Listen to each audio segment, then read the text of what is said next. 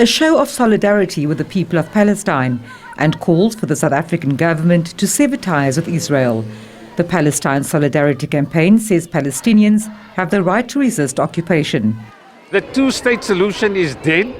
Israel killed it. Israel killed it a long time ago. You will see here that we're asking not only for the bombing to stop, but we're asking for a return of the refugees, return of the 6 million refugees, all of them, and where they're going to go to.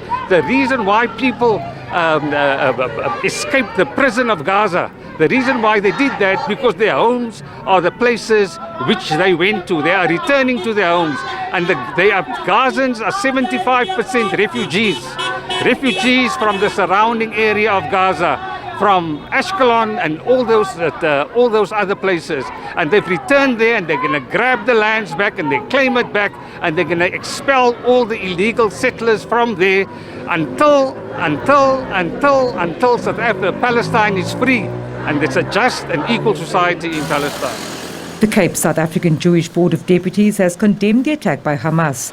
It says there can be no justification for the murder of innocent civilians. We believe in a two-state solution. We believe in a peaceful solution where the state of Israel and Palestine can live side by side. And I think if you've seen any of the interviews by colleagues from the Board of Deputies, Zionist Federation, etc., they're all talking about Hamas being that particular problem. And I think that could be a solution. Everybody wants to come to the table. But when you have a terrorist organization murdering people at will, it will make a peace process extremely difficult. Religious leaders and members of civil society gathered at the St. Georges Cathedral have also shown their support for Palestine. Of course, we evil from either side, but the hypocrisy of that condemnation comes out when we are silent in what these young men are willing to lay down their lives in to be shaheed and to have a personal intifada against the occupiers. We must not lose sight who created the conditions for that anger. As religious people, we cannot condone any kind of indignities, dehumanization, so we reject that from all sides.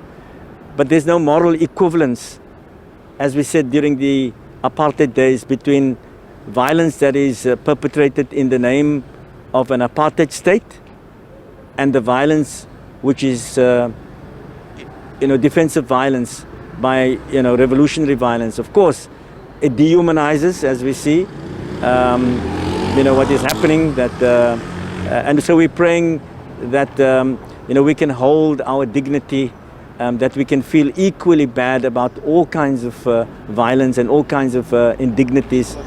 Similar vigils are expected to be held at the cathedral every Wednesday until the hostilities end.